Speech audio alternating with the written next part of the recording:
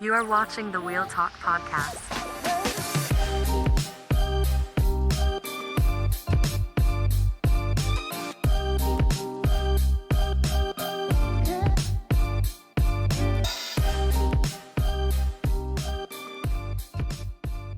Welcome to the Wheel Talk podcast, your all-access look into the Quad City Steamwheelers. I'm Megan Johnson, your host of the Locker Room Talk segment, the only locker room that I am allowed into. Joining me per every episode, Dustin over here, your co-host. Appreciate it. Welcome back. Of course. Welcome everyone back. And we also have two new football players. Not new to the team, new this week in the studio. We have first-year quarterback for the Steamwheelers, Daquan Neal. and a veteran wide receiver, Keyvan Rudd. Oh, yeah. Welcome into the podcast, guys. Thank you. Appreciate Thank you it. for having us. Excited to be here, or are you nervous? A little bit of both. Well, I'm happy to be here. okay. Why are you nervous over there? Because I ain't never been on a radio show, but it's cool. I don't believe that. What do they say nowadays? Cap? I'm calling cap on that. I got a lot of cameras in my face, but not a radio. So Did you spot the cameras in here already? Surprisingly, I didn't. Aha, they're hidden well. Isn't that good news that you've never been on a radio station? You've only done video because, usually they say like, you got a face for radio. Yep. So that means you got a face for movies. yeah, Come on, you got a face. something like that. Yeah. Okay. That's what it is. You got to take it as a compliment. Thank you. Appreciate it. I appreciate you, bro. So, Keyvan, you've been on this team for quite a while. Is this your fourth year? Fifth year? This is my sixth year with the Sixth Wheelers. year with the Wheelers. Yes. What is keeping you coming back? My body's allowing me to do that. Take very good care of my body. And that desire to still play is still inside me. So Mhm. I think a lot of athletes know that when their time is up, their body knows, their mind knows. I'm not there yet. On top of the community support that pours into what the Steamwheelers organization represents, that goes above and beyond anywhere else I've ever been. Mhm. So that's just some of my service level motivation factors that, keep me here. Okay. So I was thinking that you, not just because you live here, but you just love this team so much that you want to stick around here as long as you can. Possibly one day coach? Is that in the cards for you? Yes. If anybody watched the interview with Matt I did last week, and coaching is nowhere near what I want to do, unfortunately. My mom always wanted me to coach, but I told her, nah, not really. Just with my schedule and how much I like to travel and knowing that the youth would really need me to be there and be present. Mm-hmm. Until my career is over, I can't commit to something like that. But maybe once it's over, I'll think about it, but nothing I would plan on considering. Okay. Gotcha. And Quan, you are not a rookie. You are new to the Steamwheelers, but you've played in the IFL before. Right. Talk about that. Yeah. So I started off in Iowa. Quad City Nemesis. Mhm. But yeah, I started out in Iowa for my first 2 years, and then ever since then I started making my journey to the West Coast teams. I played in Tucson. I was in Vegas, and currently last year I was in Bay Area. And just being able to travel, being able to play football. This game has brought me like so many teammates that build lifelong relationships with. Being able to travel the world. And then still being able to play a kids game that we fell in love with. So, yeah, I'm definitely glad to be, in QC. Mhm. Cause like Russ said, community is one other, like there's no one like the Squad Nation. So, Mhm. definitely proud to be a part of this organization and some great teammates and coaches. How did you get to the Quad Cities? Malik Duncan, I've been talking to him for a lot since I've been in the league. And, we always had that competitive spirit. Even when I was in Iowa, we would go against each other. We would take it to one another. But, we just keep in touch. It's always good vibes, good energy. So, yeah, I was really just chilling all season. And then he just hit me up. He was like, where was I going to play at? And he was like, Coach Ross looking for a quarterback.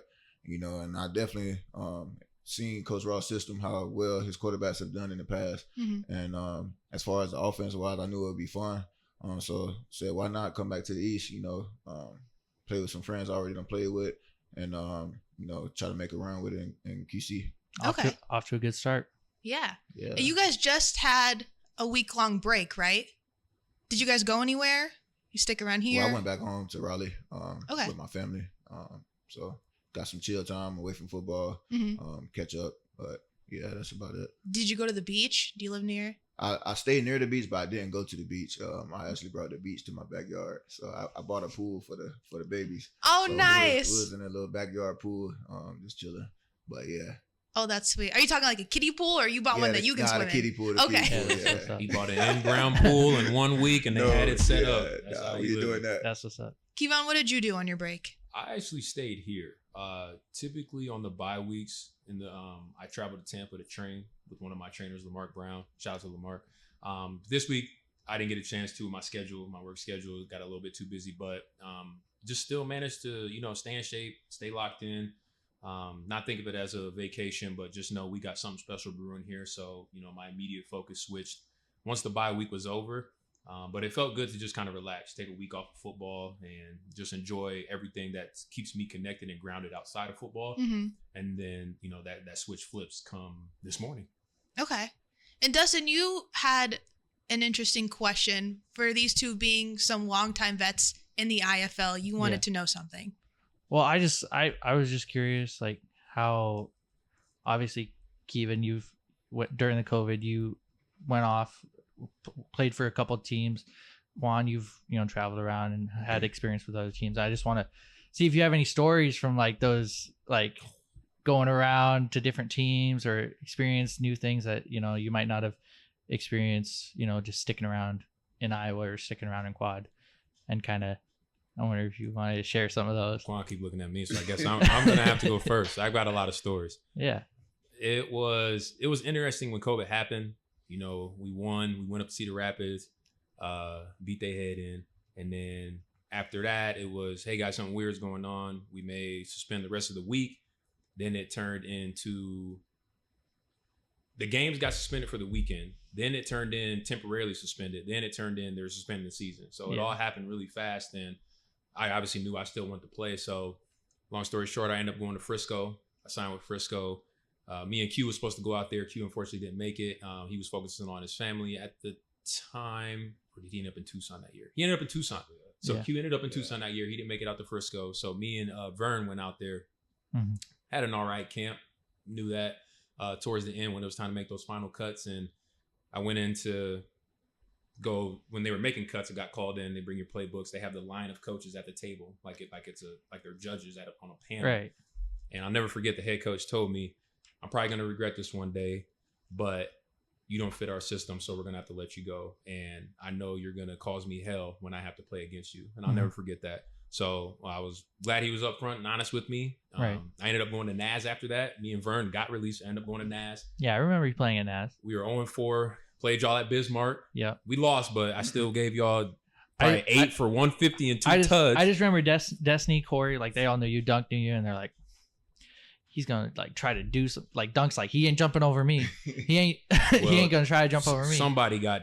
I got double teamed and one of them got cleared. So I had a pretty good game that day, even though we lost. And then I liked those NAS unis with the gray pants. They were nice. And the powder blues. They were nice, especially for just starting that year.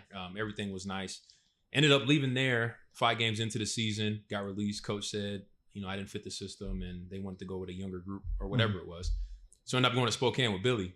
And then when I ended up in Spokane, that's when I finally got my revenge back on Frisco. Yeah. And unfortunately, we didn't win that game, but I gave them probably 8 for 130 and a tud or so. And then the coaches were on the sideline, afterwards, hey, man, it was a business decision, but we knew what you were capable of, and this is what we were talking about. Right. So I ended up my season up in Spokane. It was interesting, to say the least. I was glad to be around other organizations, other coaches, other owners, and things of that nature, so I can get a full grasp of, how blessed I am to be in this position. Yeah. But to also get insights on how other organizations run and how other teams operate and things, see how that works, especially throughout the IFL. So it was a great experience, and I'm glad I went through that because it made me better as a person on and off the field. Yeah, it helps you be able to like have your own rules of like things that you want to look for in an org, whatever it is, and comparing side by side the differences and the absolutely advantages. Quan, you got any stories? Well, speaking on what happened in COVID year, I think I was in Tucson. So I was in Tucson with with Coach Woolen. So like the year before, I had played in Iowa with Coach Woolen, and so like we had like a bye week to start the season off. So I remember Quad City had a game, and I'm like, I think we had just ended camp, and we had this big team meeting or whatever. That was like, yeah, y'all know like the world, like there's something going on right now, like everybody getting sick or whatever. So it was like they're gonna try to put a pause on like the first couple of games. So I'm like, what? So we in Tucson like for like 3-4 weeks, like ain't not doing anything. Yeah, like ain't nothing happening. Like we couldn't even practice. Like we couldn't do nothing. So I'm like, yeah, I think this season cooked. So we was in Tucson for like probably like 7-8 weeks, just doing nothing. Like you were kind of like locked there because you couldn't go home. We couldn't do nothing. So like it was only their game, and then I think another team was supposed to play, but they had already traveled there. They didn't get to play. Yeah, and then next thing you know, like all the professional sports was shutting down. It was like, yeah, it was some crazy. And then what made it so bad, I had drove to Tucson, so that was like a 30-hour drive. Me and at the time my fiance, we drove to Tucson. It was like a 30-hour drive. We had to make that trip all the way back. Yeah, gas stations closed probably. It was like, crazy. Yeah, it was crazy. Obviously, you guys are both offensive guys. Like, do you guys have any like memories matching up against each other? Ooh. I remember earlier in my career, I seen Rudd go over the wall a couple times. I know I gave on the business my rookie year. We was in Iowa. He said what? I can't wait till it's my turn to talk. I'm gonna let him finish. I gave them the business. Like I don't know how many touchdowns I just went crazy, and that was my birthday too. So yeah, that was I remember that for the rest of my life. My turn. Okay, so it's funny because we were actually talking about this with some of the other players not too long ago when we were saying when we played Iowa, we played against him. That was rookie year. Yeah, his rookie year, and we got out to a fast start. It was like 21-3. We was what they say. Can I cuss on here? No, I won't do it. They were saying belt to ass. That's what they were saying. So that's how it was. And then they start coming back. They were making plays. He definitely was going crazy. I remember like exactly where his family was sitting. Like they had signs. This was in Iowa? This was in Des Moines. Yeah. They had the signs, the cowbells. It was crazy that game for sure. But pumping that crowd noise. Pumping the crowd noise at the time. But they won on the last second touchdown. It's on the archives probably of the IFL new network thing, so you can be able to go back and watch it. And now you guys got your first connection together. Yeah. Last game. Yeah. Got your first tutty together. Two. Two? It was against Iowa. Oh no, that's when you jumped. That was my first one. That was when you jumped. Yeah, I was a little short. They robbed me. Yeah, my leg did touch the wall. It's all good. We getting that chemistry though. Like it's still not where like personally where I want it, because like I know what I'm capable of, and I know what the system is capable of. I just once we get everybody, on the same page, connecting, like because like if you've been watching, we've been starting off super slow in the first half. Then we come out in the second half and it's like everything switched. So like once we play a complete game like that with defense balling, it's gonna be crazy. Especially at home. I feel like, and Keyvan, you can correct me if I'm wrong. I feel like at home we always start slow. Always feels like the first quarter flies by, and that might just because like I'm working back scenes that everything's going that first quarter. Always seems like we start slow in the first quarter, give them a little gas in the second. And then third, fourth. I think it kind of depends. I see what you're saying. It's been like that sometimes. There's been some games where we came out smoking, and then the second half it'll just be like this, and then it ends up being a close game at the end. So there's always hit or misses. But to his point, once we do get to that, Ross has been mentioning it every week. Once we do get to that point where the system is really operating, we're already dangerous right now, but it's going to be lights, camera, action once we get to that point. And I think we're all excited to visualize how that's going to turn out. And everyone's gotten reps. It's like not some guys sitting on the bench waiting for his time. Like everyone's gotten reps. So everyone on the roster is definitely capable of making plays. I can definitely say that. So Quan, you were saying that you wanted the chemistry to be better and bigger and grow more.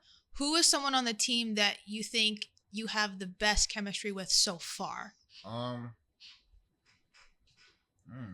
That's a great question. Is it all just equal? Yeah, I feel like it's equal because like not his little twin. Yeah, because your little twin Speedy. In this Speedy, I got a good connection with Speedy, but I feel like in this league is like it's different than outdoor. Like in outdoor, you can have your go-to receiver and like you can just say, all right, whatever the play is, I'm coming to you. But like in this, it's kind of like basketball. You need everybody to work together. So if one person not in the right spot, then it's gonna kind of throw the whole picture off. So I feel like once we get like, because we haven't had like a consistent lineup of everybody in at the same time, and people still filling the game out too. Like we have young players on our offense. So but the good thing about it, we do have a veteran at quarterback and a veteran at receiver. And then you have Coach Ross at the head of the snake, So, we just try to like throw little hints and cues and how to get to where we want to get to. But yeah, I just feel like as a whole, it gotta come together, kind of like a puzzle. Once it come together. Is there ways you can build that team chemistry that don't have to do with being in practice and football? I feel like we're doing it because we're doing a lot of mental mistakes. Like once we can control the mental mistakes, then everything else will come clean. Like the guys know, like if we're playing clean, we're not not committing penalties and clocking out mentally, then they can see like what we're doing on the field and it actually works. So I just feel like once we hone in on those like mental mistakes, then everything else will take care of itself. Okay. Keyvan, you seem like a man of great wisdom. Nice. I feel like when it comes to the mental game, you might have some encouraging things to say, not just for yourself and your own mental, but for your team. Yeah, I do a lot more observing than I do talking. And most people can attest to that because they'll tell you the stories. Man, he doesn't talk. I haven't heard him say anything. He'll say a couple jokes, but he doesn't talk much. It's just that I'm observing a lot because I know that this is my ceiling, so I got to take full advantage of it and just be that outlet of that resource that can give insights. Like the DBs, for example, I'm almost teaching them something every day about how you got to line up. Otherwise, it'll be an illegal defense or something like that. Or I'm talking with VC because this is the second year in Ross's system, but I've been in Ross's system since he's been here.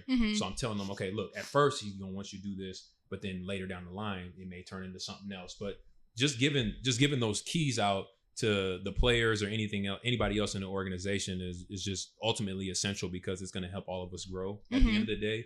And I feel like I definitely use that to my advantage, especially on game day. Like if I catch an illegal defense or you guys jump offside, hey, free play, take off. I do that in practice. I do it in the game. Kind of reading the defense. Sometimes it gets me in trouble because I do my own thing, but it's just me being competitive and seeing something that I thought I saw or I did see and then getting on the sideline and explaining it later. And then we all kind of put our minds together to mash up something that it could possibly turn into something. So there's pros and cons of it, but I think being a vet is a wonderful thing in this league because it could take you to some great places. Would you say that being 4-0 so far this season makes the pressure harder, or is it easier to build chemistry because you're always winning and it's fun? Honestly, getting to do this every day is fun, even though Saturday's the end of the week and that's when everyone thinks the fun starts. But the fun always starts in practice because it's almost like little mini games up until we get to the big game. But I personally don't feel any pressure. I think that how we're playing now is how our team is always supposed to look with the tools that we have. Now we just have the tools in the right spots. They're in the right toolboxes. We're getting out the right wrenches and hammers and putting things together. And now you're just sharpening them. And yeah, now we're just sharpening up the tools. The shed's coming together real nice. So as Calvin will say, oh, hay's in the barn. Not yet. We still building that hay barn. But I think that it's a good feeling, and I'm usually even keel most of the time, pretty chill. So not too high, not too low. And I think that's a good spot for us to be right now because, it's just 4-0. We're only in the first quarter of our season. We got a long season to go. So, once we get towards the end of the season and we still look like this, okay, now it's time to think of, making history or definitely making that championship run and getting to that championship. But each week we're focused on the next day of practice and then finally get to the game. So we're not getting too ahead of ourselves. That's a good way to take it. I would say, because I'm thinking, oh man, all the other teams are after us now because we're 4-0 and they're going to try to get us. So Yeah, you feel a target on your back. yeah, but that was very reassuring for me. I'm not even on the field, but now I feel better after hearing I think Rudd say that. I think we've always been like that, especially with the weapons that we got this year. Like, we want to try to stop, the former IFL MVP. Ross is always dialing up something. How are we going to stop this? And how are we going to do that? And how are we going to go in there when we have how many games? Our home record looks amazing. So how are we going to go in there and beat them at their house? So there's a lot of things that we have, on this team that can, have teams be like, okay, that's our target. Even last year when we were 2-2 at the bye, teams are still like, this is the team that we got to look out for. And, I'll always love that feeling. Mm-hmm. What else do you have? I don't never feel pressure. Like, I feel like we do the hard part is during the week. Like Russ said, like practice. We constantly go in there to offense and defense. We go at it. We make each other better. Iron sharpens iron. And then like when game day comes, it's just a routine. We already done been through every situation. Mm-hmm. It's just we got fans there now, and we got referees there. But that's about it. Mm-hmm. And the Quad City fans, we always say they're unmatched. They're loyal. I love Quad City. I love them. Shout out to the Quad City fans. Y'all know I love y'all. Dustin, do you got anything before we jump into our game? Well, we got that thing sitting right there in the middle of the table. What thing? I don't even see it. I don't see it. What are them secret cameras in here? I know they probably zoomed in on it already. No, we're wearing white helmets. Bring back the white helmets with the red face mask. We've worn them in the past seasons. Tried the red helmets the one game. They looked nice. Didn't really, it wasn't like suiting our fancy. So we reached out to a partner, Light Helmets. Worked out a deal with them. They're really big into safety. They're the highest rated helmet by Virginia Tech. The 2025 NFL ratings just came out. Two of their helmets are in the top 5. They have a top helmet in the top 3 of every position. So even their big men helmet versus their skill position helmet. So we worked out a deal. We're like, we want to do an alternate helmet night. We want to get you guys. We're their first ever pro football team to be fully outfitted with light helmets.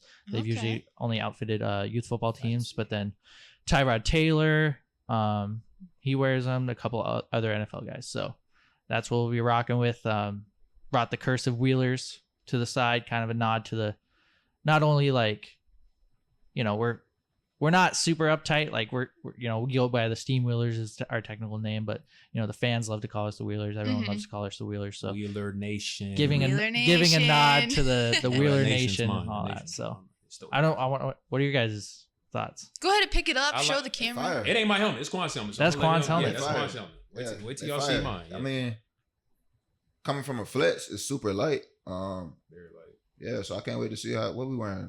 I don't even know what we wearing, but I can only imagine we wearing. It's a whiteout, right? It's whiteout. Okay, yeah. All white. All white. So yeah, all white. All white. Gonna be drippy for sure. Yeah, you're gonna get the on. yeah. Yeah. Yeah. No, so yeah, we're doing the whiteout.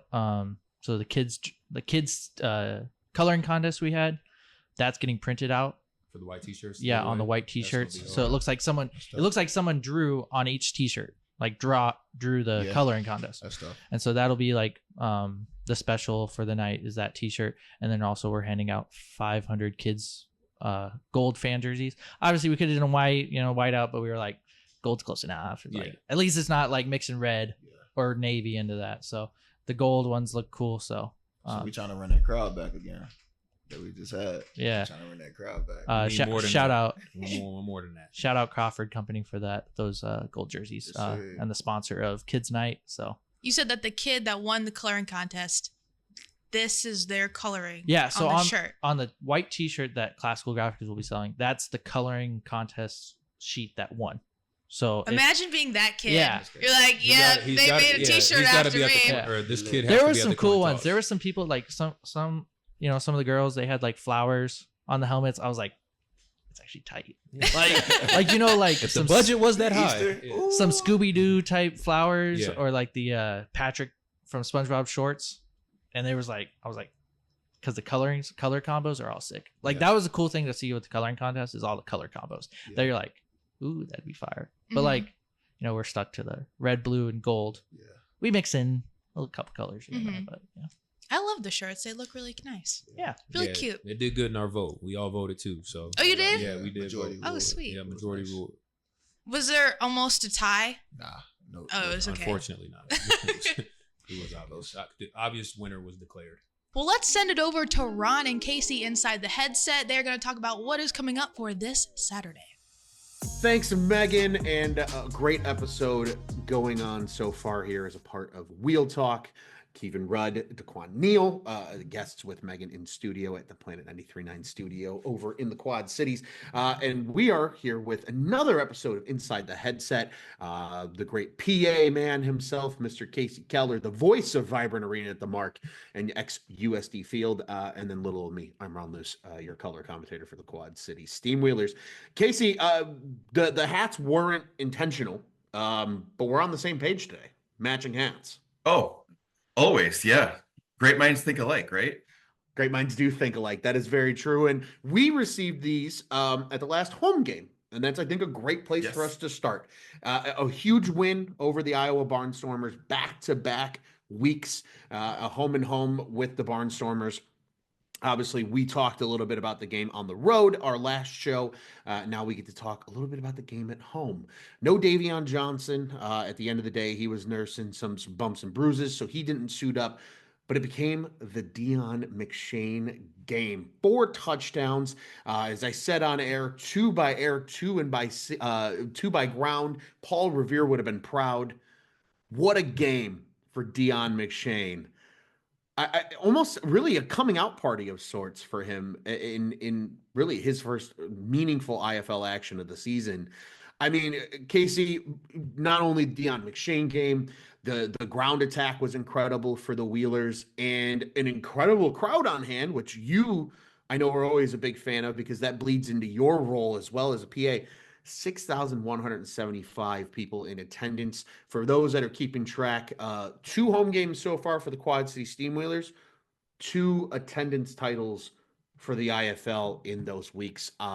We're batting 1,000, Kasey. I think that's pretty good. You know, we said at the end of last episode what we were looking forward to.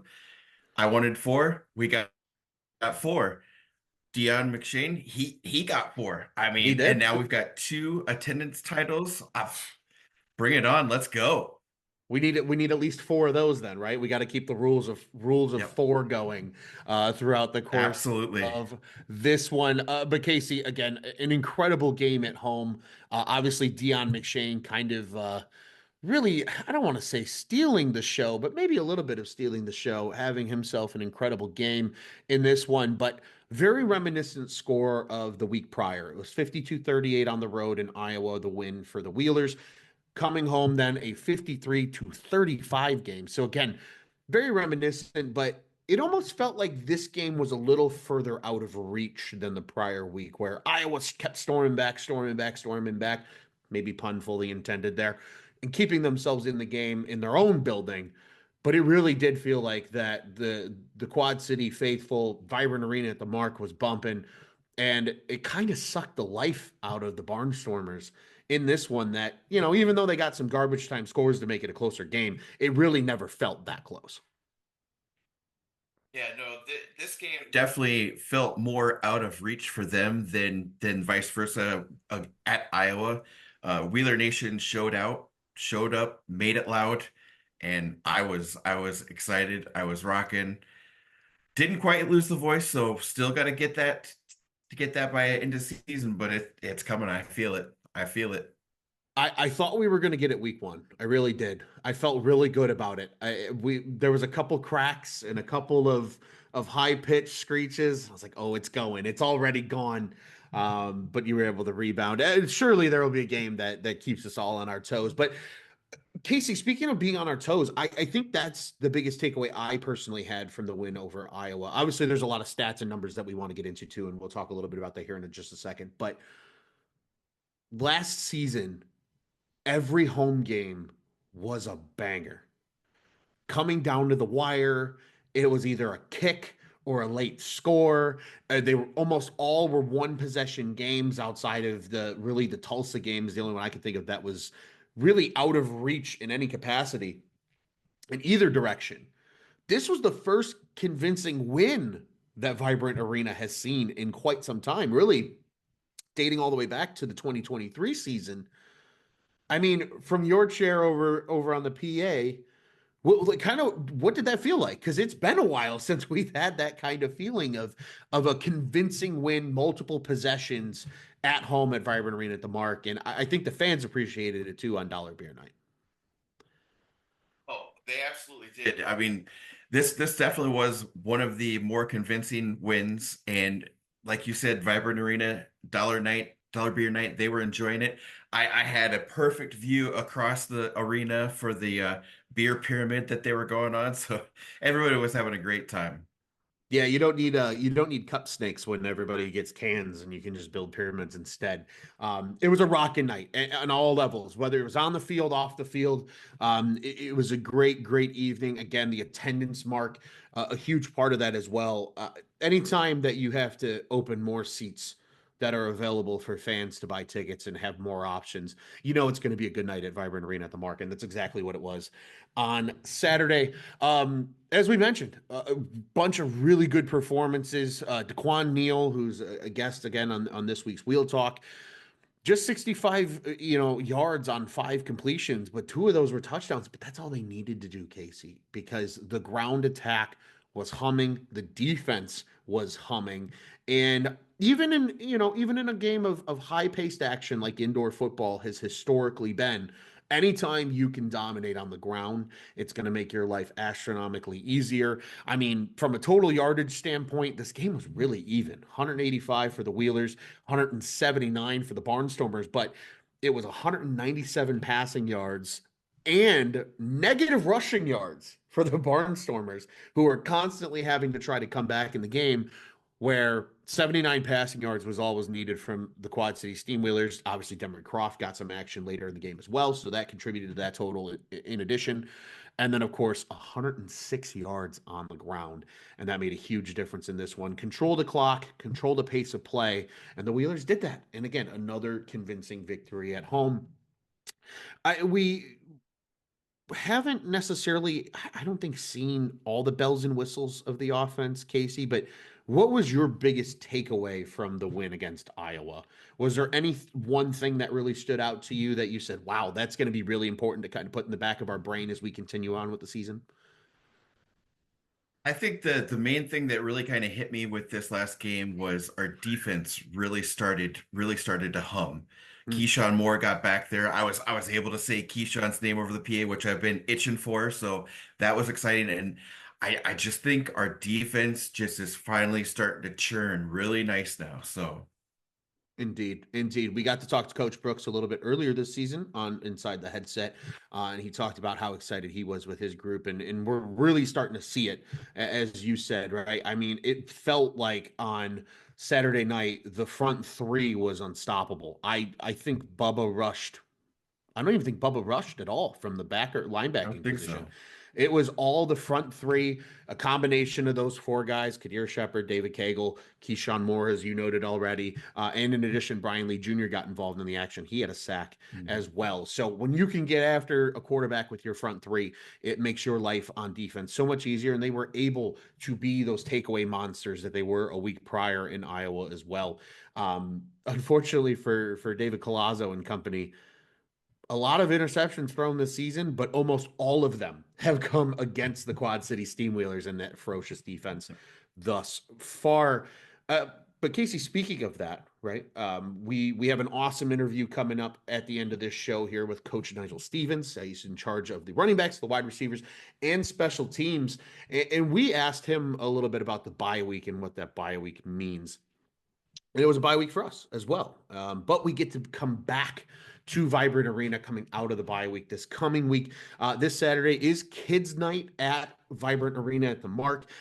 First 500 kids 12 and under will receive a free jersey. The beers were $1 last game out. The jerseys are free this time out. And it should be a good one. Those jerseys are going to go quick. So highly encourage anybody that's bringing their kids to the game. It's a great family atmosphere. Obviously, you get to hear Casey over the PA, all the great games that are a part of the action as well. Besides just the product on the field for football, this game is presented by Crawford Company. The jerseys are pretty sweet. They're effectively the golds of last season, the all gold look, which was really, really cool for the Quad City Steamwheelers.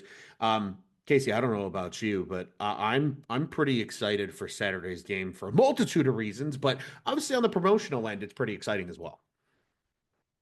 Oh, absolutely. It's always fun to, see all the mini Wheeler Nation come out. Given the first 500 those jerseys, they look really sharp. Also, if you don't get a chance to get the jerseys, we got whiteout night as well. So Yes. go to the page, check out those whiteout shirts. They look really sharp as well. Get those ordered, get those out there. Let's make the whole arena white. Let's make it whiteout night. It is whiteout night, and just backing that up there, Casey. Classical Graphics made the whiteout T-shirts, and the design is actually a winning design from the coloring sheets. It was a contest that the Wheelers have hosted throughout the season. Anytime there's been school visits or just in Quad City Steamwheeler events in general, these coloring sheets were given out to essentially be a part of this contest. And so the winning design is on the whiteout T-shirts for this week. You can check those out over on the social media or over at steamwheelersfootball.com. I agree with you, Casey. They're really, really cool T-shirts. Get one, grab one at the game while you're there as well. Throw it on because it is the whiteout. And the Wheelers will be wearing all white at home this week as a part. It's getting to showcase the new white jerseys for this season as well in front of a home crowd. But I think most importantly, Casey, it's the Jacksonville Sharks coming to town for the first time. Obviously, the Wheelers played them a season ago, but that game was in Jacksonville. Now, in their second year in the IFL, they're looking to make their mark. They had a really good start to the season, despite a loss this past weekend to Massachusetts. But some familiar faces also on the roster with the Jacksonville Sharks. Edward Vander, who was the team's leading rusher, leading scorer from a year ago for the Quad City Steamwheelers. He's coming back with the Sharks this week. And Karan Ashley, who was traded to the Sharks during the offseason for Tyrone Patterson II, who we got to see a little bit of in action as well when they dressed 4 offensive linemen for the Iowa game a couple of weeks back. So maybe some chips on their shoulders as a part of the action as well. A lot of other really good players on the roster. Jimmy Robinson, who was an all-IFL tailback with the Massachusetts Pirates from a season ago. He's down in Jacksonville as well. A lot of really good talent. And this Jacksonville team's off to a hot start. Casey, I don't know about you. My gut's telling me that we have one of those bangers of a game coming where it might come down to the last play because of the level of talent coming to the building with Jacksonville this year. Oh, for sure. They are one of the teams when I saw the schedule come out that I was like, this is going to be a close one. We're going to have to keep our wits about us, keep everybody, humming all on the same page. But it's a doable win for sure. But it's going to be a good one. Definitely. I completely agree with you. They're doable in every sense, but they are the second best team in the East. They are 1-1 in conference play. That's worth noting. Again, that is that loss to Massachusetts from this past week. They were 3-0 going into that game. So now coming in the building, they're looking for their 4th win of the season against the Wheelers. Wheelers obviously looking for number 5, looking to keep that goose egg in the loss column as well. And Casey, you and I actually were talking about this a little bit before this episode of this edition of Inside the Headset, pardon me. All 4 wins for the Wheelers in conference. Super, super important because every other team in the East has at least one conference loss, and that is a big piece of the tiebreakers when we get later in the season. So a great start for the Wheelers so far, a really respectable opponent coming in this coming weekend. Casey, I mean, what do the Wheelers have to do at home to stave off these Sharks and avoid getting some unnecessary bites taken out of them, which could also, become their first loss of the season? How do the Wheelers avoid that and look for win number 5? Well, one thing that I've noticed with watching the Sharks games is their offense is pretty good. going back to my previous statements of our defense finally starting to really churn, I think they're starting to churn at the right time, because with Jacksonville's offense, we're really going to need them to step it up and step it up big, and let's push those Sharks back down in the water and make sure they don't come up and take a bite of us. Absolutely, absolutely. Again, a big game coming up this week. Plenty of talent on that roster down in Jacksonville. I'm actually taking a peek at the roster right now. We mentioned names like Jimmy Robinson Jr., Karan Ashley, Edward Vander, quarterback Caleb Barker looking really good this season. He's a third-year pro in the IFL. Noah Lyles on the defensive side of the football, a notable name as well. Quad City Steamwheelers fans very familiar, or should be very familiar at least, with him. So a very talented roster this year, a much different looking Jacksonville Sharks team than a season ago, who were largely in the basement over the course of the full year. Cannot be said right now. Firmly number 2. A lot of teams with that 2-2 record right now overall in the Eastern Conference. Green Bay, Massachusetts, Fishers, and Tulsa all tied at 2-2. But it is these Sharks and Wheelers just poking above the rest in the Eastern Conference. So arguably, Kasey, correct me if I'm wrong, maybe one of the games of the week truly this week in IFL action because of the top 2 dogs in the East going head to head. Yeah, it's definitely going to set the standard for the East. But like you said earlier, with us having all conference play, all wins, right now we're a couple steps ahead. So let's keep it rolling. And we're not ones to flex here. We don't put the jerseys on, but there's only one team in the IFL right now with 4 wins. And there's only 2 unbeaten. But That's the right. other team's got 3 wins. So certainly a lot of positive momentum right now for the Wheelers coming into this game. Obviously, home field advantage is incredibly important in the IFL. We've seen it year in and year out. This is going to be one of those nights that they certainly want to take advantage of. Kasey, any final thoughts for us of this upcoming Wheelers game on Saturday before we go ahead and send it back to our friends over in the Planet 93.9 studio? Like I said, I love Kids Night. I love seeing all the little mini Wheelers. I look forward to seeing all those gold jerseys on them. I look forward to seeing all white and everybody else. Let's make that arena just white and blinding for the Sharks so we can knock them down. Plenty of white, a little sprinkle of gold in there with the kiddos as well. It's going to be a great night. Unfortunately, right now it looks like the forecast is suggesting that the weather's not going to be the best on Saturday. Really, the only kind of crud day. Come inside. Come Yeah. inside. It's going to be nice enough to leave your house, but it's not going to be that nice where you want to spend all night outside.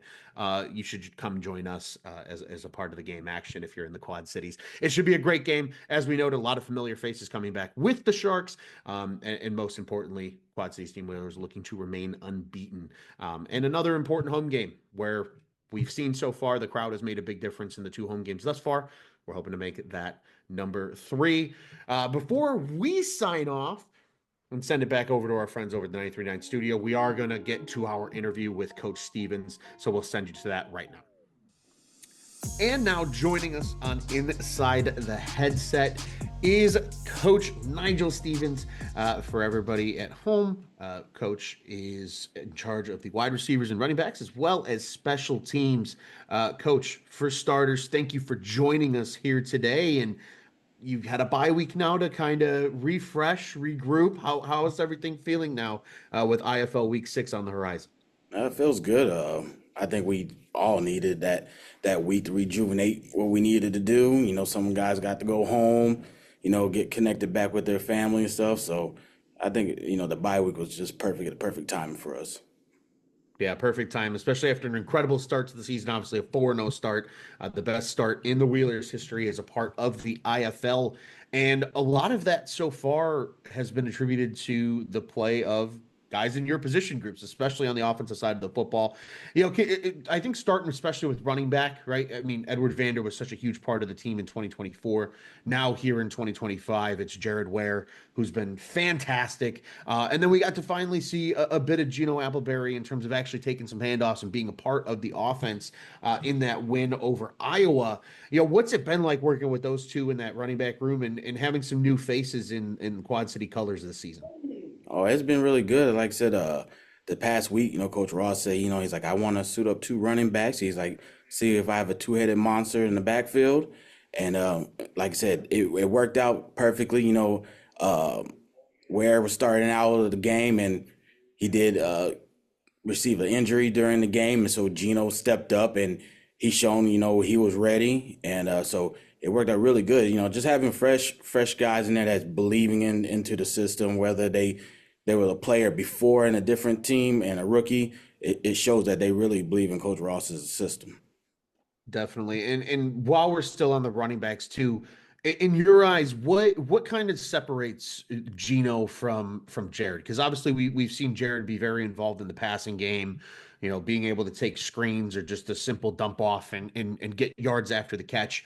But what, in terms of what you guys see on a day-to-day, at practice, a lot of the things that we as as even members of the organization who aren't at practice, or even fans who are only at the games, don't get to see. Kind of, in your eyes, what do you think is kind of the differences between those guys, and how do they complement each other as a part of that running back?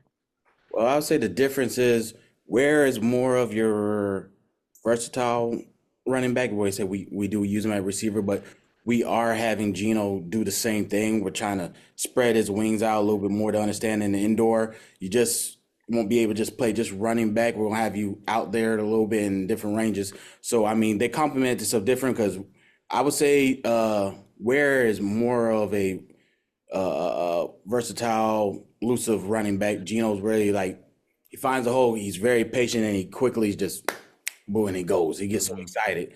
So they work each other very, very well. And having Ware, having the experience and helping Coach Gino is doing very good. I was going to say, I think we got that taste of Gino with the one cut and go in that game against Iowa. He had a few of those runs where saw that hole open up on the inside zone and just able to take it forward for a nice chunk gain. Now they've been an absolute fun part to watch so far. Kasey, you got any questions about the wide receivers? Yeah, Coach. We've got great running backs, but we've also got great wide receivers. Of course, we've got Stud back in the mix. Let us know a little bit more how he's kind of taken a veteran role, and how he's helping out the other wide receivers, and how they're looking this season. Well, it's good that we have Rudd back in the system. Being a vet, being with the Wheelers since day one, he has really shown new guys come into it, showing how we do things, and how the city is going to love you back, believe in everything that's around you and stuff. So he has helped out with a lot of guys with the system, and knowing Coach Ross's system, helping them little cheat codes and stuff that they catch on things really quickly. So it's really good. Absolutely. On top of that too, a lot of new faces in the receiver room this year. Stud, a huge returner as well. Jordan VC, two guys who not only know the Quad Cities as a part of the franchise, but know the Quad Cities as locals, right? And as hometown guys too. What has it been like for guys like Dion and guys like Davion, who are new into the organization, but are a little familiar, at least with the indoor game? What's that transition like for those guys, been working with the two hometown natives of the Quad Cities who are also familiar with the organization? Well, I mean, it's amazing to have Davion and McShane, just two speedsters that's changed the whole dynamic of the game. It's just fun to see them fly around. So, I mean, having myself and Coach Ross, we, like I said, sitting them down, they're taking the time to ask questions. They're not afraid to make a mistake, then learn from it. It really shows that they're professionals, even though they're new to this, they're professionals to it. And it's a beautiful thing to see that receiving core that we have right now is just, they're all in, and just buy in on all in, and it's locked in, and it's beautiful. Are we, without giving too much away, are we going to get to see some fun wrinkles that'll will complement the skill sets of guys like Davion and Dion here in the not so distant future? Honestly, I can't tell you that. I mean, we go week by week, and it's how practice really goes, and we keep that forward in front of the guys, and it's how practice goes, and they're very understanding, because they said 21 man can only play, so it's really tough, and we don't have selfish players on there, so they understand if they're not that guy for that week, they're supportive. There's no animosity with that, so it's really good. Now, Coach, tell us, you also are in charge of special teams. I know Cappy had a little bit of a slow start last game, but really came through with a couple deuces. What do you tell players like Cap when they have a little bit of a slow start, how to keep their mind focused and really stay with the game and keep it going? Well, with kickers like Cap is just like a quarterback. There might be some mistakes. If you throw an interception, you got to make sure you follow up with positivity and understanding like this is what happened. So every time when Cap goes out there, he kicks. If he does miss one or he makes it, we come together on the sideline and we talk about it. And I always tell them, hey, things going to happen because even your best kickers in the league, in the NFL, is going to miss one, but you have to have a cool hand to the next one. So I'm very happy this past game. Like I said, he was hitting those deuces, and we've been waiting for him, and he was so excited. So I was just happy for him.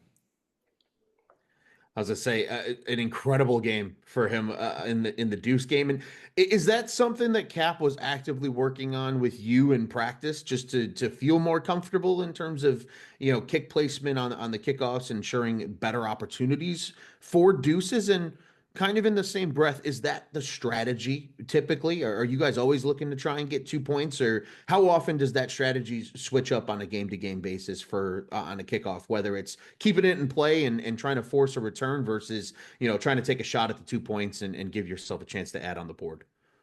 Well, to be honest, by them changing the rule from last year, if you kick it and you missed it went to the 20, and then the second went to the 25. So now by it just being automatic to the 20, we're going to take those shots more than anything. Because like I said, if we do kick it and it is in bounds, which you have seen, I have a great coverage team has got there and still got them inside the 20 or in the 15. So we're going to take more chances to try to get as many points as we can, and if we make them, put them on the 5 and put pressure on them. So we'll do more of that every game. No, that's awesome. I think the only other question, Coach, I have from a special teams unit, and Casey, please add in as well if you see fit. How important has the addition of Cameron Harrell been in terms of the return game? Because obviously a season ago, Jared Harrington was an all-IFL returner, had an incredible season on special teams, and often in games, especially at Vibrant Arena, really flipped games on its head because of what he was able to do in the return game. I think we finally got our first taste of that with Harrell in the win over Iowa, right? A couple of really big returns early, setting up short fields for the offense. How important has he been? And do you foresee it kind of continuing where, teams realize that if they keep putting the ball in his hands, they're going to have to kick it to somebody else? Well, that's the good thing. I would say this season, I actually have about 4 guys who can actually do the job. And so, like I told you, 21-man roster. So sometimes we have to adjust guys how it is. So I have had Dion back there, Davion, I have Calvin, and I have Harold. So I actually have 4 guys back there that can do the job. So, feel free to kick it back there. I have full trust on my whole kick return that we're going to take one to the crib or close to it. Heck yeah, I was going to say, Harrell. That's one of the great things. Only missed by a few yards the last game. Just missed by a few. Just a little. I told him when he came into the pit, I said, you didn't want it. And he's like, Coach, I did. I was like, I know you did. The turf monster got him. Yeah, that's what it was. Casey, any other questions for Coach? Yeah, that's one of the great things about this season and this roster is we can place people in different places, and so far it's worked. So to hear straight from Coach that he's got 4 or 5 guys that can do the job. Hey, you don't want to kick to this guy? All right, we'll put this guy in then too. So that's real exciting to hear for sure. Absolutely. Well, Coach, we certainly appreciate your time today. Thank you for joining us here on Inside the Headset, and we appreciate you. And we'll see you on Saturday as you guys welcome the Jacksonville Sharks to town.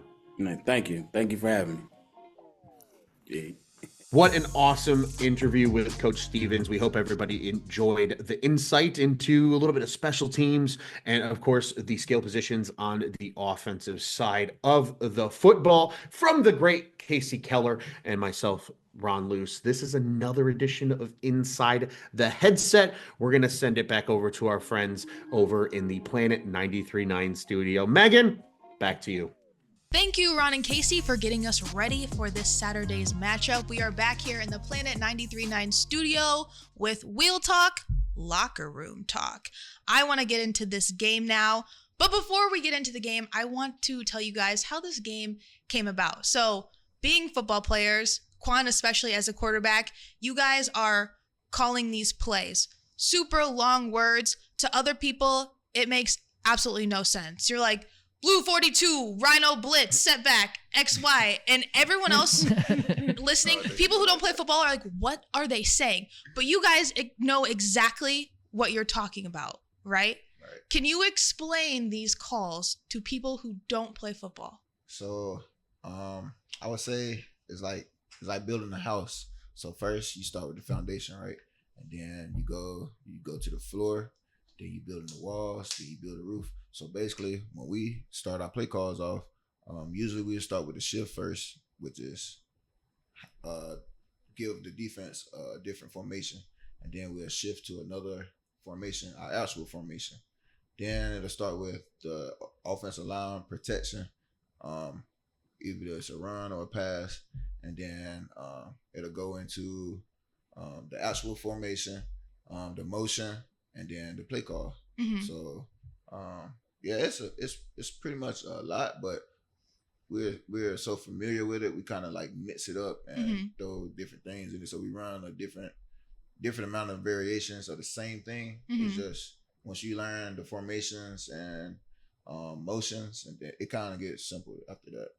And as a quarterback, you're memorizing the entire line. Everybody, that's the tough part. what they got to do, right? Yeah. And then you just wait until your little section is said, correct? I actually listen to the whole play. So I kind of, me personally, I kind of take it all in. That way I know what everyone's doing and not just me. So I can kind of be that third coach really, because it goes Coach Ross, and then he's supposed to be the Coach Ross while Ross is not out there, and then me as just being the vet. I like to know the whole play. That way I know what everyone's doing. But yes, to answer your question. Essentially. What are the craziest play calls you've had? Like, do you guys use funny words like Kardashians on 4? No. Yeah, we don't do that. It's probably all the tagging. That's more advanced, like the NFL, CFL. Those calls get kind of crazy, but we only got 4 offensive people that's really doing too much, so ours don't get too crazy. It probably gets up to what, like 8 words? Yeah. 8, 9 words. Let me think of probably the longest. What you think, bro?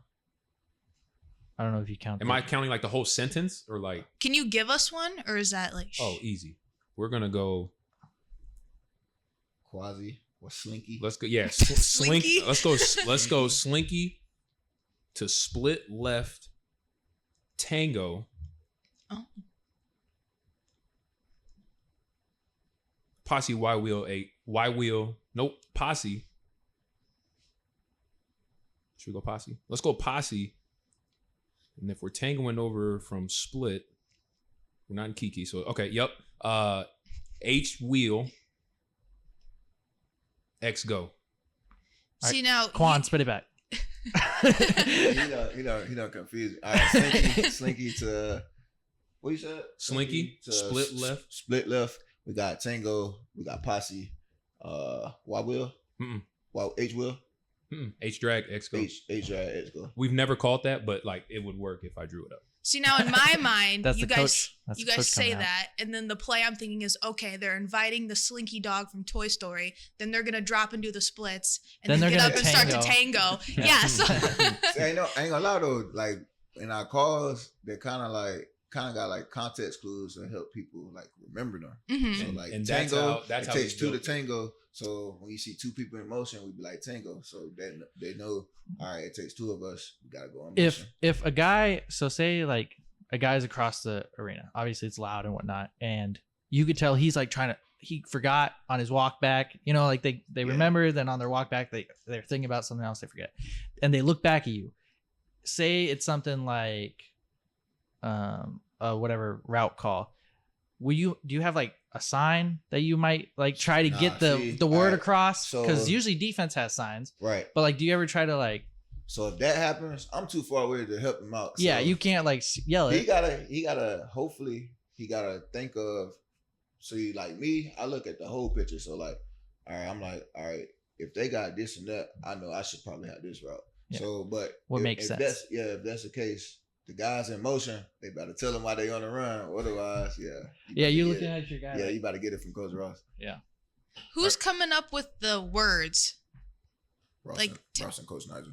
Okay. I've come up with a couple. I'm not gonna lie.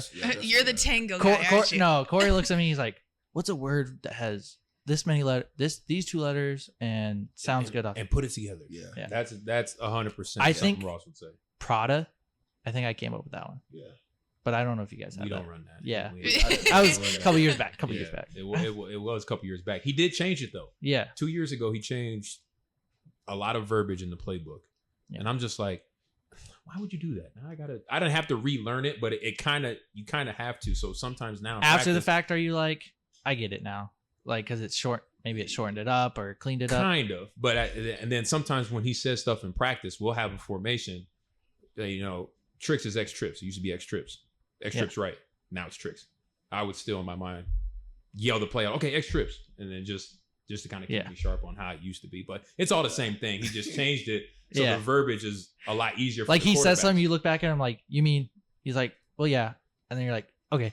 Yeah, because sometimes I'll still do that because that's just what I remember. But it's to help them out because sometimes when that play gets in with 14 seconds left, he got to explain it to everybody. Mhm. Let us get set, and especially if there's a shift, we got to shift. Hurry up! He got to read the defense by the time he snapped. 2 seconds left, so now he got to think about something on the fly, which he's great at. But Right. we usually want him getting us all set with 8-9 seconds left. Give him a second to read the defense, and then we go. But sometimes that happens. Yeah, that's what I love about camp. Like camp with everyone, getting to know that stuff. One day, you start with formations, then you start to do the shifts, and then you introduce the 2x1, then 3x1, then 3x0, then 2x0, and the stuff like that. I just love the whole like watching it get peppered on slowly and so. It's like smoking barbecue.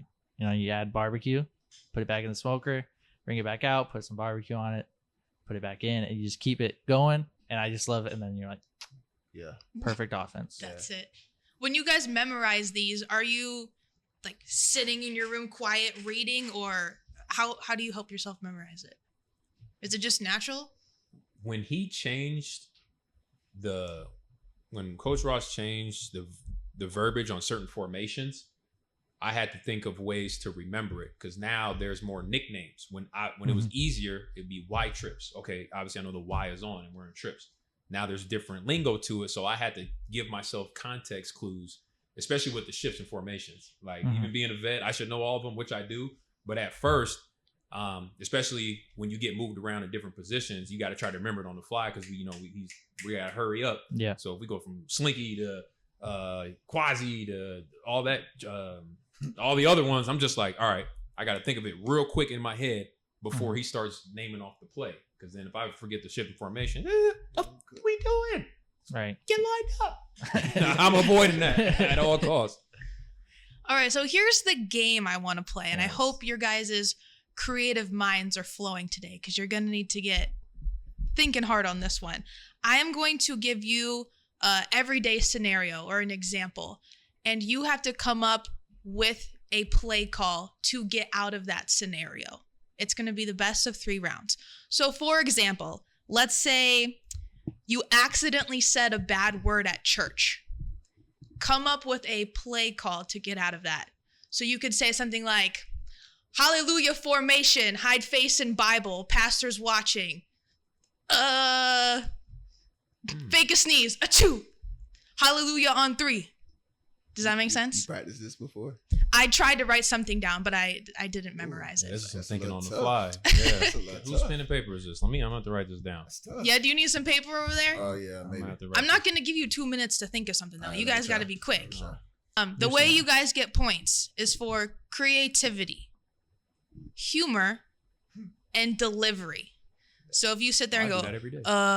XYZ, I don't like it. I'm sorry. I'm not giving you a point. Also, Dustin's not giving you a point. True. If you deliver it, let's say I ask you to do it in an accent, If you do that accent, you're getting a point. All right. Does that make sense? Gotcha. Yep. Okay. Round 1. You have 10 to 20 seconds to come up with something. This is your scenario.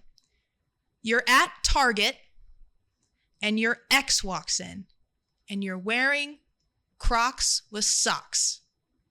What is your play call? How are you getting out of the situation? You do not want to talk to that person. Or maybe you do. I don't know. Dustin, are you over there thinking of one too? I just love seeing writing. Ditch the Crocs. Dodge right. Right. Self-checkout on 3. See, now are you like... Rudd, you're up first. What is your play call to get out of this scenario? You're at Target, your ex walks in, and you're wearing Crocs with socks. Ugly. I call them Birkin socks because I wear socks with my Birks. I always wear socks with my sandals. So I wasn't against the Crocs with socks. I don't wear Crocs though, but I went escape aisle left, walk by smile on 2. Okay. You're being friendly. I didn't say that. Oh. But, yeah. We didn't know what kind of smile. Yeah. I didn't get enough detail, so I didn't know if I had to be relation or no relation. So I'm going to just go with relation and go escape aisle left, walk by smile on 2. Okay. On 2 means I'll probably avoid her at first. And then when I catch her the second time, then I'm going to smile. Okay. I'm going to give you 1 point for that. 1 point for creativity. Well, that's hot, man. Dustin, how many points you're giving? That's hot. And I don't be at Target like that. I'll give him 1 because it does not sound not like a play. You know what I mean? It does sound like a play. Yeah. So like, I'll give him a point for like very much being what the game is. So. All right, Quan, what do you got? Sound like a play. I'm cooked too. All right, hey, mine's decent. X to the left, drop back, Croc to the head on first sound. Croc to the head. So now we've got abuse in Target. Oh, okay. That's a 15-yard penalty. First sound. Oh, that's an ejection. The film review is going to be in a courtroom. Insane. Yeah. Got charges. Ain't nobody said I hit her though. Right. I might miss. Croc to the head. It It's might not be going to a- hurt. Oh, to the head. It's soft. It's soft. You're right. It's still. It might be a misdirection. It could be your own head. You didn't You know, like, specify. We don't know. We only going off Yeah, what he said. we don't So know. don't be trying to add points for All him. right. So we don't explain know. it. Walk us through it. All right. So X to the left. I drop back. I got my Croc to her head. On first sound. So it is her head. First sound. We gotta hurry up and get it out of here. I hope she has this new light helmet on. I'm giving Quan 2 points. This is 1 for insane. creativity This and is 1 insane. for humor. That was funny. I'll give him 2, but then I'll demote 1 for the possible danger I'm gonna get a flag factor. regardless. Yeah. Yeah, So you get 1. And we've talked about Okay. this. No personal penalty flags. You know. You're tracking there for me. I'm tracking. I got round 1, Quan with 3, Rudd with 2. Well, then minus okay. 1 from Quan. So we talk For Well, danger. You gave him 2 points. I gave him 2, and then you He said, said- I'm taking Oh, one yeah, away. yeah, you got Okay. 3. All Okay, right. you're I adding can them math. together. You're adding them together. He up one. Okay. He up one. I didn't know if you're keeping this up. Okay. All right, round 2. You ready? Yep. This one is just based on an emotion, not too much of a scenario. So give me a play call based on your angry grandma. Your grandma. What does she get angry about? What does she sound like? Feel free to use, I don't know, a grandma voice when you deliver this. You have could any be stories? About my grandma? Yeah. Oh, she doesn't get mad. My grandma's actually really cool. She My- doesn't cook either. My grandma had like 16 strokes or whatnot, so she Oh. was like paralyzed from like her left side of her body. And I don't have many memories of her, but I remember when we were little, Mm-hmm. like if we were sitting next to her, she would like take her arm and Just- whack us over the head with No! it and be like, "Are you paying attention?" I want to know what your call would be on this now. Yeah, that was my. We call her little grandma. Little grandma. What's your grandma's name? So it was Edith Mm-hmm. and then Marlene. Shout or the out. other one. Yeah. My grandma's name is Shirley.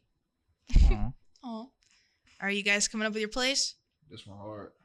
You could. This one should be easier because I'm not giving you specifics. Come up with anything. They're football grandma. players. They need specifics. You said what make her mad? Yeah. What's she Or mad angry. about? You can just make it up too. Like she burnt the cookies or you burnt the cookies. Yeah, sounds about right.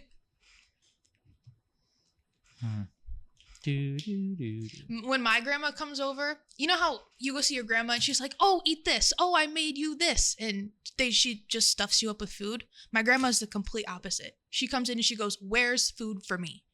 I'm not cooking. I can't cook." My grandma But you always should've had made the me something. leftovers. She's like pulling stuff out of the back of the fridge, and you're like, Here's some moldy pizza. probably not. All right, time's up, you guys. And Quan, you got to go first since Rudd went first the last time. All right, I'm gonna just make up something on the fly. Give me a play based on Angry Grandma. Boop boop, you're my favorite. So I don't have anything because I don't get mad at you.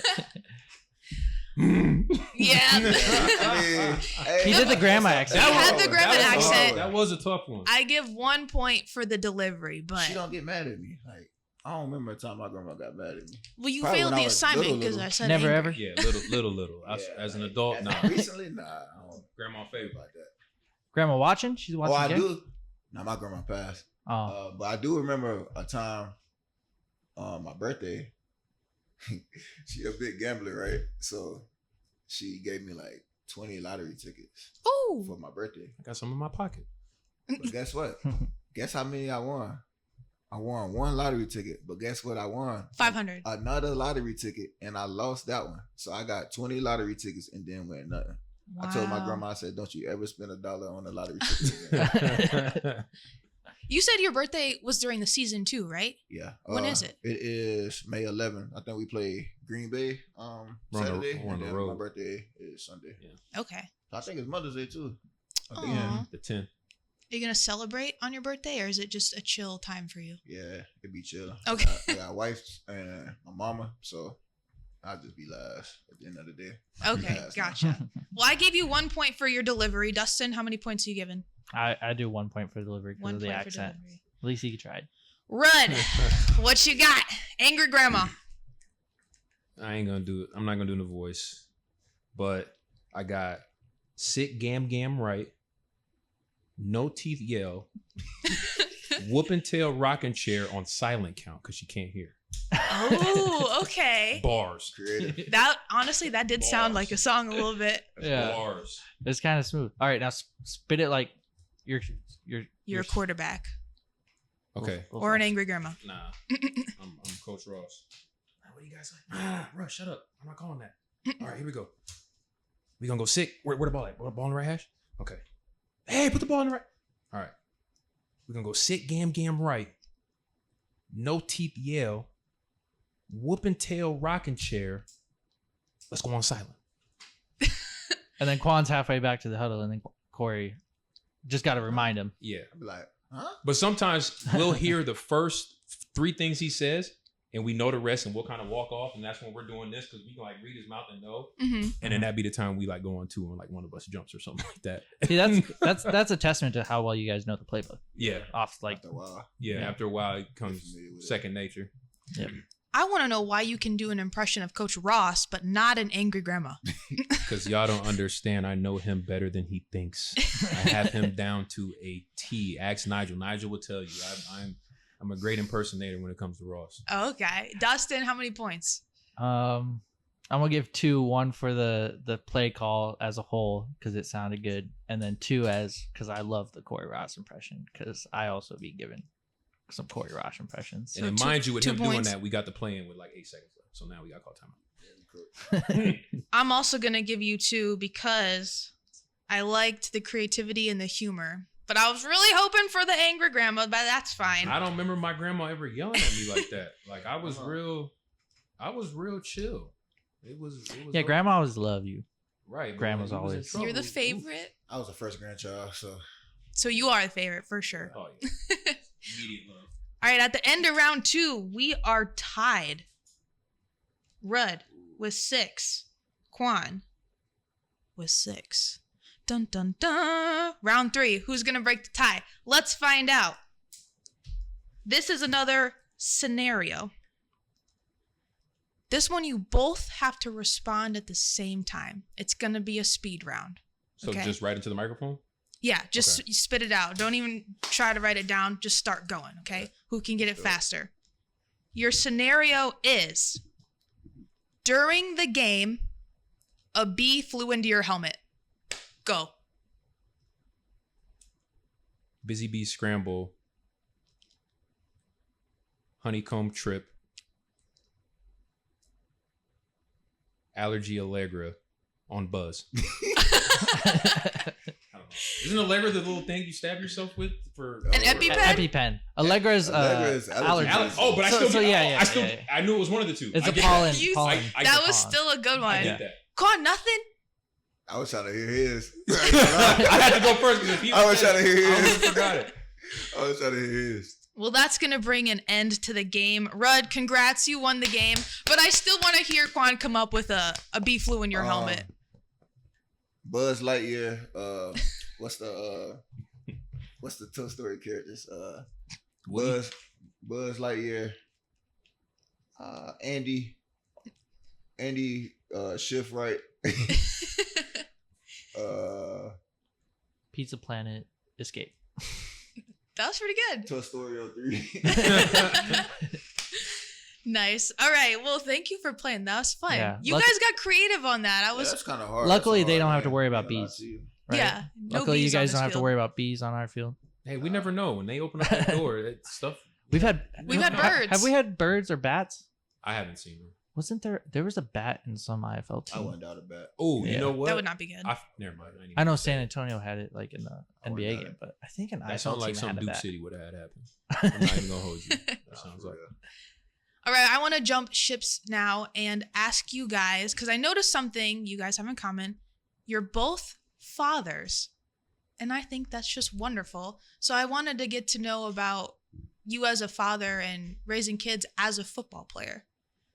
Your daughter, I know, Rudd. Yeah. She is the sweetest little girl at the Barnstormers game. She came and sat by me. She gave me some of her cotton candy. Which she wasn't supposed to have. I Nah. just ratted her out. Out of all things, no, I seen her with it, but like out of all things, cotton candy turns her into a different person. Like she is all over the place. Cotton candy turns her into like, okay, Mhm. if I give you this, I'm just gonna wait for you to crash because there's no controlling her at that point. But nah, it's a great feeling. She came to games when she was younger, but didn't really kind of understand it. But now that she comes to the game, I hear daddy more times than anything in the world because she sits not too far from our bench. Mm-hmm. So she'll come stand on the gate kind of, and she'll be like, daddy, daddy, daddy. And she'll want to come down. So I'll tell her to come down for a little bit, and then she'll talk. I'm like, okay, we're getting ready to go out, so you gotta go back up. And she's like, no, I don't want to. I want to stay down here with you. I'm like, you have to go back up there. So then she'll go back up there. Or the Iowa game, I had her standing next to me on the field during the national anthem because they were right there. So I picked her up, and she stood next to me. But she loves being on the field. She loves coming to the games. And she, out of all the time, she wants to just kind of run around and be free. At the games is when she wants to be literally all up underneath me. I'm just like, you can't be here right now. Right. You got to go sit by grandma. And then when she's too busy for hanging out with my mom's like, she's gonna go sit with your dad. So then she'll go sit with my dad. And then at the Iowa game, I seen her interacting with majority of the Deckmates and some of the super fans that traveled there. And then she's got her, that's my daddy shirt on. She's got Nation on it. She's got Little tutu. Yeah, she's got it. She's got it on there. So she's decked out. I make sure she's swagged out. And this is something for the future. So when she looks back, she was at my game. She'll remember this for forever, and as will I. And it's amazing to have that feeling, knowing that you're gonna hear that your child's cheering for you as loud as possible, and they want to be right next to you. And they kind of she understands what's going on, but she wants to be involved and she loves it. So having her there, and especially on the field afterwards when we get to sign the autographs, and she's literally standing right next to me, policing who's getting autographs, who gets to hug me, and all of that. And then she runs around, and then she likes to have fun. And then, so it's a great especially when feeling. you were, you were involved with the Steamers at a young age. Yeah, I was a teenager at that point. Yeah. But just knowing how it feels being around that type of environment, it feels good. And I can only imagine what it means for her when she sees my face up on the screen, when she gets to scream, that's daddy, that's daddy, that's Yep. daddy, Yeah. I want to go sit next to daddy, and she keeps moving around. So it's a great She feeling. is your biggest supporter. 100%. After the games, when she's on the field running around, there's been times she comes up to me to ask for my pom-poms, and she goes, I'm going to go show my dad. And then she's gone. Take off. Yeah. She just loves you so much. Yeah. I try to keep an eye on her after the game, but like my line usually gets real hectic with the autographs. So my Mhm. mom and her best friend Jen, my stepdad, Dan, to come down, and they'll take my helmet and stuff, and then they're like, all right, final line, where's she at? And then let her run around until it's finally time for us to get a family photo. Because I try to ensure I can get all the fans signed before they start kicking us off the field. And how old is she now? She's 5. 5. Okay. 5. I would have guessed 7. She seems very wise She is, for a 5-year-old. She is 5. That's how they are nowadays. Yeah, wild and 5. And Quan, you have 2 kids? Yeah, 2 daughters. 2 daughters. Okay. Tell me about Girl that. dads. Leah and Kalani, yeah. They're Leah, she's something else. That's my oldest. She's 4 going on 25.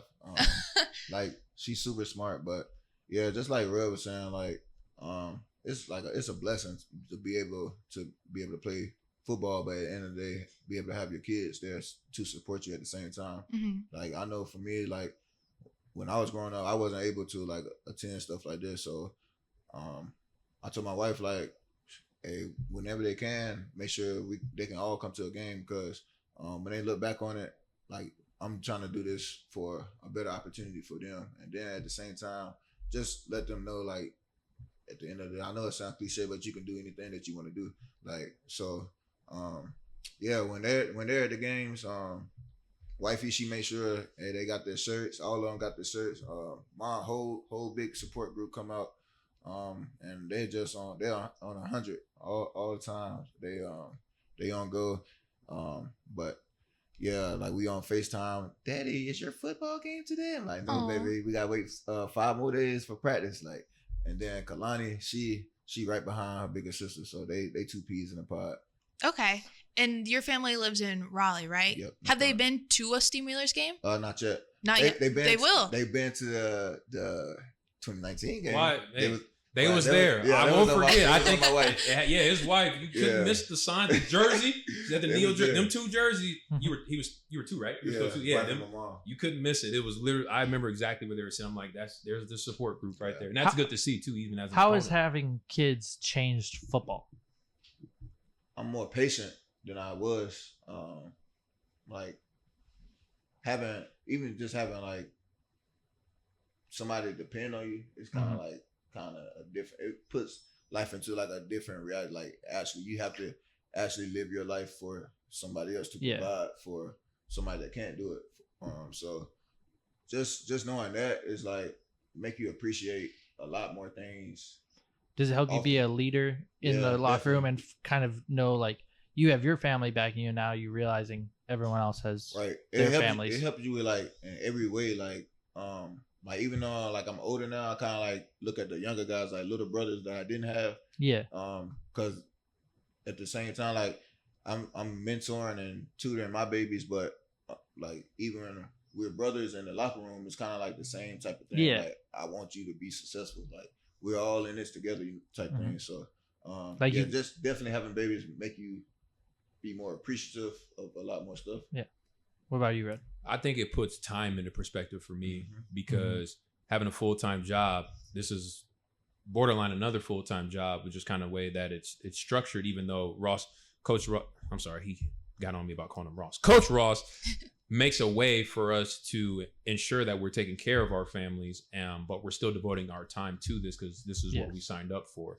But with that being said, understanding that you have to take advantage of all the time that you have, with your child or for Quan's sake children. But like the bye week, for example, uber important to make sure you're spending that time with your kids and like even your outside family. Even when we get back to football, still ensuring that after school, we come home and knock out some homework. We come home and eat. Hey, how was your day? My daughter loves shoes. Mhm. Wonder where she got that from. So we'll look at shoes and we'll just talk about shoes, or we'll, watch some TV, but just ensuring that I'm disconnected from anything that doesn't involve us two being connected at that time. So that's what I've kind of put into perspective. And like Quan said about kind of mentoring the young guys. Yeah. Somehow I was doing that like in my second year. Everyone was calling me Uncle Rug because I started. Yeah, you said you started young, a little or bit. older. I started a little bit older. I waited 3 years to join the league, so I've always kind of had that mindset. And then, as I mentioned earlier about sharpening the tools, having a child helps me sharpen those mentor tools when it comes to the younger guys below me. Yeah. Both like appreciating your time off the field is helping you appreciate your time on the field. 100%. Yeah. 100%. I enjoy my time off the field as well. That's even giving back to the youth in the area, because I say it all the time. When I was around that age that we really focus on mentoring, kind of that late elementary, middle school, maybe early high schoolish window, no recollection of anybody coming back to talk to us about their story, their journey, anything that left an impact on me that I can remember to this day. Yeah. And I feel like what I've accomplished so far and giving those stories back to that group of youth that really need it, that's something that they can maybe use for their future and maybe align themselves with what they want to accomplish. Right. So that's what I definitely enjoy when I go to these school visits. When you guys ask me, hey, can you do it? I'm usually one of the first ones to go. Or even when I was working at the Boys and Girls Club, that was like a true testament, because I'm with y'all every day, not just once a week visiting you guys because we're football players. So this was like a mentorship every single day that I'm giving back. And then on top of what I did in college, but the story can go on and on. Yeah. But long story short, giving back to the community and the youth is very important. And it's you spend that same time with your family. Word. Typically, when a man becomes a father, they go through that shift or that change. They become more mature, or they feel more responsible. When did you in your life realize, oh, I'm a different man now that I'm a father? Yeah. Was it could have been before your child came, like they were on the way, or afterwards? When did you notice you were different? I think mine came, excuse me, my second year in college. Like I moved off campus, got my own apartment or whatever. Like, then like started paying like bills while, going to school, playing football, like all adultish type of stuff. And then just having a baby, that just, it's the icing on the cake. Like, all right, now it's for real. Like, you know what I'm saying? You got to provide for your wife. You got to provide for your babies. And then at the same time, still make sure that you're good on the same time. So, yeah, it'd be a lot, but after a while, you kind of get used to it. You kind of learn what to do, what not to do. And just like Rudd saying, even though, we playing football, at the same time, you got to also show your kids that time that they need also. Mm-hmm. I would say, with the amount of time that I spent with a lot of my little cousins, like I would always be picking up the baby, or I would always be hanging out with them and stuff like that.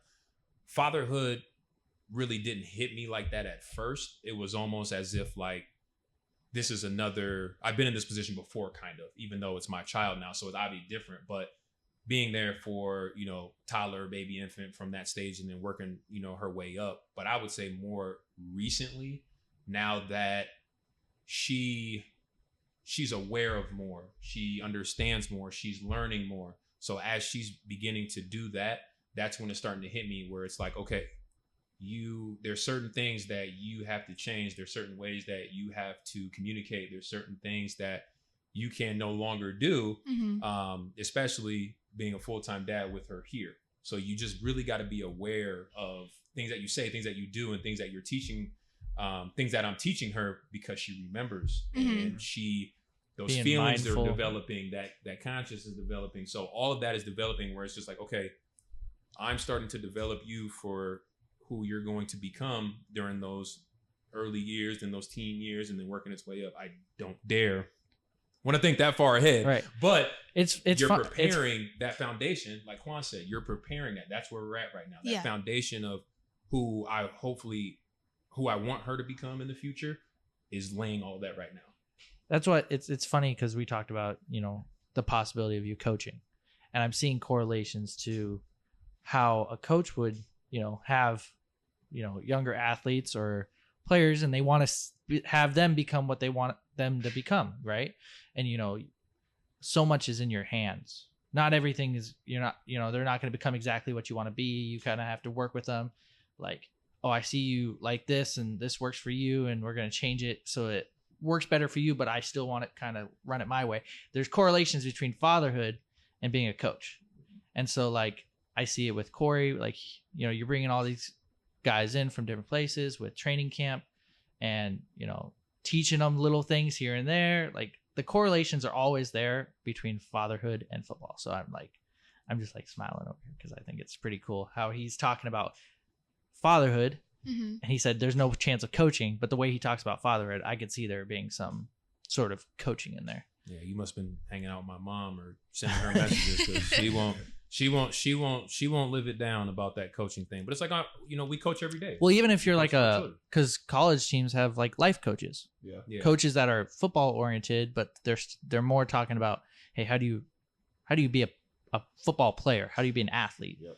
You know, and stuff like that. So I can see some of that in Rudd there and whatnot. Is there anything that you guys are really excited to tell your daughters about when they're older and they can understand? Because right now they're super little, they're under 5. But is there something in your life you're like, oh, as soon as she's, I don't know, how old are you when you start understanding? 12, 13? As soon as she Yeah. gets to that age, I'm excited to tell her about this. And it doesn't even have to be about football. Like, your dad played for the Steamwheelers. Well, I think with how technology is nowadays, she'll probably be able to find that out, you know, at any point. I think excited. I capture a lot of photos. Mm-hmm. So there's a photo album that I have of when she was born, and I just take photos on it randomly and I add it and I email it to an email that I created for her. Mm-hmm. So within certain periods of her life, I emailed pictures and I put a little description. And then I signed it, Daddy loves you, whatever. Aww. So by the time she gets older, she'll have access to that. And then she'll have a memory of everything that I was documenting up until a certain point. So there's a lot, because I have a lot of photos that my mom has in the attic or whatever of like stuff from my childhood. I remember some of it. Most of them I'm like, I don't remember this. Because obviously I was younger, but I'll have photos and a description. My memory's good now. I don't know what it's going to look like in 30 years, but hopefully 30, 40 years, hopefully it's still the same. But she'll be able to look back at that and be like, wow, you captured all these moments and left me a note for something to look at when I get older, because she may not remember it. Mm-hmm. But it's just something that I think that she would enjoy. I think I would have enjoyed something like that. I would. Wow, I can look. I'm 18 now. This is what I was doing at 11. Yeah. I was dancing, running around with my hair looking crazy. I was the youngest child, so I didn't get a baby book. Yeah. My first 2 older siblings got baby books. The third one, I ain't got nothing. Nathan, we're done with but this. I have a bunch of photos, and they're all photos of me with my dad because my mom was the one taking photos. Yeah. So mom's like, I don't got any photos with you as a baby, you know. So she's sad, but it's whatever, you know. So it's like I can see that's great that you're, you know, creating an album for her to like look back on. Yeah, and I haven't taken a lot of us together, but she's gonna know that I was the one taking them. So like, if there's some around my house, I'll be able to explain, oh, that's Daddy's touchdown poster, you know, and then, oh, these is you playing in your room. Look at all your shoes that you had when you were 5 years old. I didn't have none of that. Right. So I think she'll enjoy that, because I feel like I'm relatively good at telling stories, and I think that she'll enjoy kind of how I do with my dad when I see his old photos. I'm like, well, okay, you was back in the 70s and 80s in Vegas and San Fran and traveling, hanging out with your buddies, taking pictures with famous actors and stuff like that. Tell me about this. Yeah. So I like that he's able to do that for me, and I feel like that's something that my daughter would enjoy. Yeah. How many people know you do that? Because I had no idea, so I'm really glad I asked that question. That you send the email photos for her to see one day. Well, now whoever watches this interview knows. Right? You haven't told anybody? No, I keep a lot of things close chest. This is locker room talk, you guys. Well, we kind of have to wrap it up here now. Recipes. I don't want to end the conversation too short, but yeah, that's kind of what I do. Okay, you got anything, Quan?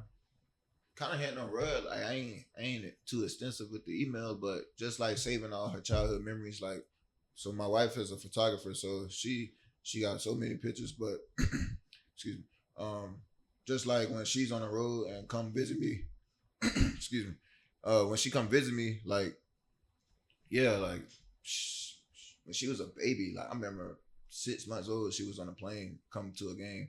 Like, she not gonna remember it physically, but just to be able to have like the archives of, yeah, you was here for, you know, my first game. You was always here. Like, you didn't miss a birthday. Like, those certain moments, be like, all right, dang, I was with Daddy for 5-6 years while he was playing pro. Mhm. Like, I think that'll be something cool for her to be able to look back on. And then just for them, like, they love, like, that's the airplane, that's Daddy's airplane. Like, they know, like, kind of the extent of what I'm doing, but they don't really, like, understand it. But, like, the older they get, they start to learn more and more about it. Mhm. So I think that's the cool part about it, having kids while being a professional player. And when they can look back on these photos, it's going to bring you and your daughters even closer. Right. Because they're like, I don't remember that, but now you're telling me, Yeah. and I can feel like, oh, I lived that. Yeah. And And the enjoyment from them of Yeah. that Yeah, moment. Of course. That's how they travel. Yeah. It'll make sense because like there's some Yeah. things of my childhood when I see photos of, I had a shoebox full of cars, little toy cars you used to get for like 99 cents. I had one of those because I was always interested in cars. Yeah. Fast forward as an adult, you know, I drive a Camaro because I'm still interested in cars. So at this age, there's things that she's interested in: unicorns, dresses, shoes, all those kind of things. Capturing those moments now. So when she gets older, let's say she's still into shoes, or she is an artist that loves drawing imaginary creatures, whatever it is. I'm like, you know, when you were 5 years old, this was something that was a part of your identity, and look at you now doing it as, you know, an adult or 18-year-old, whatever it is. Makes it So, appreciative. yeah, I think that's one of those full circle moments Yeah. that just puts the dad smile on you. Yeah. well, thank you guys for sharing those stories. That was really wholesome and lovely. I'm glad I learned something about you. Yeah, this one better go viral. We need 10 million views. To wrap up the podcast, I like to do a final wow words of wisdom. So I want you guys to give a piece of advice, and it could be to anybody, anyone watching. It could be your future self, your daughters. What quick piece of advice do you I've got have? enough gems today. Do I have another one somewhere? I know you guys have just been spitting out all this knowledge today. Honestly, one of my quotes, I think I have it on my socials somewhere. It's many are called but few are chosen. So in retrospect, that to me that means that there's a lot of people. I'll use this for an example. Many people were called to play football.